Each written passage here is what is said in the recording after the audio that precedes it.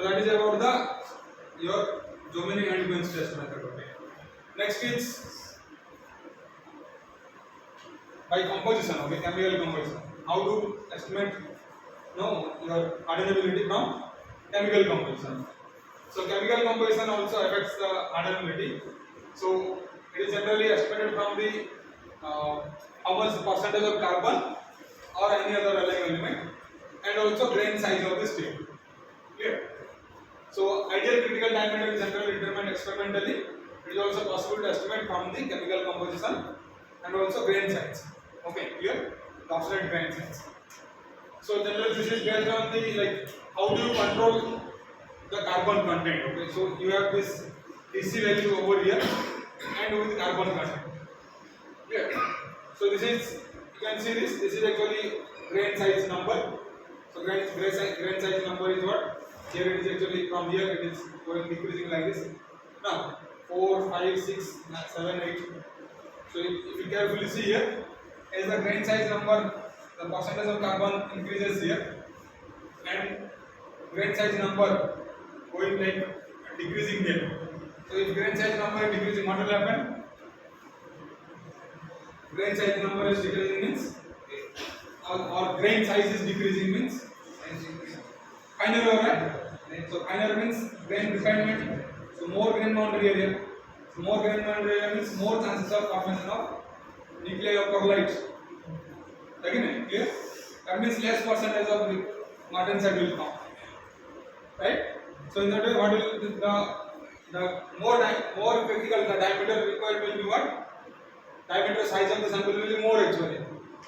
Now, clear? So this is actually says that the effect of each allying element is independent for other allying elements, and the effect is independent of carbon content and grain size.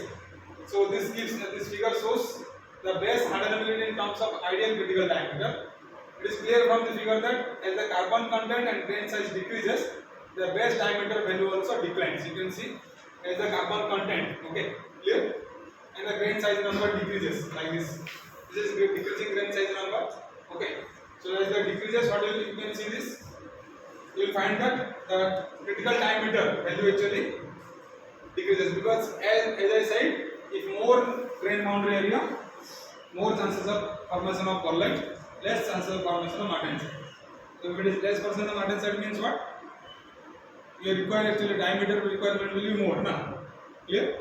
Right. So that's why it is observed that with increasing your grain size number and carbon content, clear, or you will find that the diameter requirement will be actually increasing here.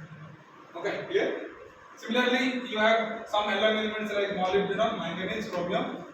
So they are very effective, okay, in deciding this grain size actually, okay, So the base diameter obtained from figure A is multiplied by the multiplying factor, because this alloy element also has effect.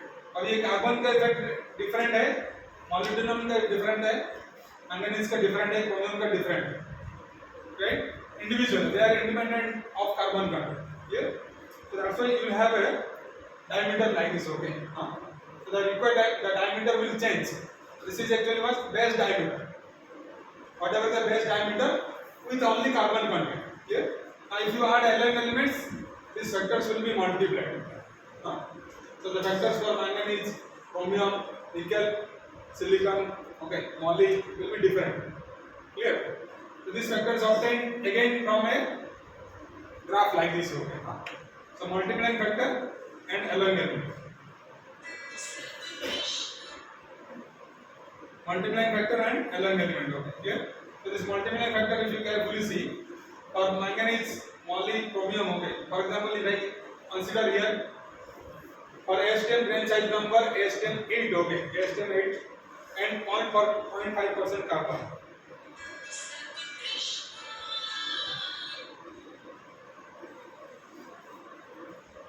For 0.5% carbon, you can see this.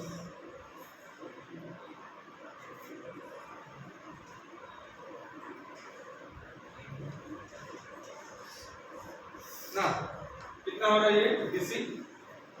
Base diameter 0.22 ना? Clear? This is 0.22 DC, okay, base diameter. Clear? Next, manganese vector from figure B means here. Okay.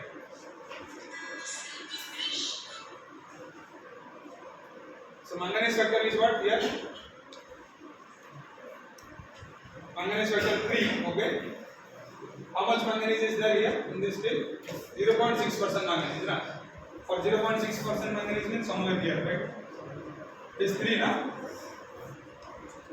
So somewhere here it will be 0.6, na? Clear? This is 3. Clear? Similarly, you have 1% chromium. 1% chromium means here somewhere, okay? How much it is? 3.17. So somewhere here it will be. Okay. Clear? 3.17. Okay. Similarly, you have nickel factor. Nickel factor is how much? Nickel how much content? 2%. 2% is somewhere here. So, goes to this way. Somewhere here. 1.77. Okay. Here. If you just multiply all this 0.22 into 3 into 3.17 into 1.77, all this you will multiply, you will get how much? 3.70 inches. Okay. Clear? So this will give you the diameter for this steel. Okay. Of grain size number STM8. Clear? 0.5% carbon. Clear? So that will give you this the diameter. So this much diameter is required to have a proper hardenability. Okay. अभी ये sulphur phosphorus को कुछ effect नहीं रहता है, it does not effect क्योंकि बहुत कम content में है, वेरी लेस कंटेंट, तो उसका उनका जो फैक्टर है सब 1 है. क्लियर? सल्फर सिलिकॉन ये तो रहता है, बट सिलिकॉन का इफेक्ट कुछ है, बट सल्फर फास्फोरस ये सब इसका कुछ इफेक्ट नहीं है. Okay, so this is about the hardenability of chemical composition. Okay, clear? So hardenability means, as I said, you have to find out the diameter, which is the suitable diameter. Clear? That will give you minimum 50% margin. Clear? So these are given here. Okay. So the ideal diameter is calculated by this on this formula. Okay, and these are the double given. Okay. So for different percentage of carbon, grain size number, the corresponding factors, underlying factor, okay, is given. Manganese, silicon, nickel, chromium, moly, all this given. So given all this data, you can easily find out the DA. Clear? Typical diagram works like that. Okay.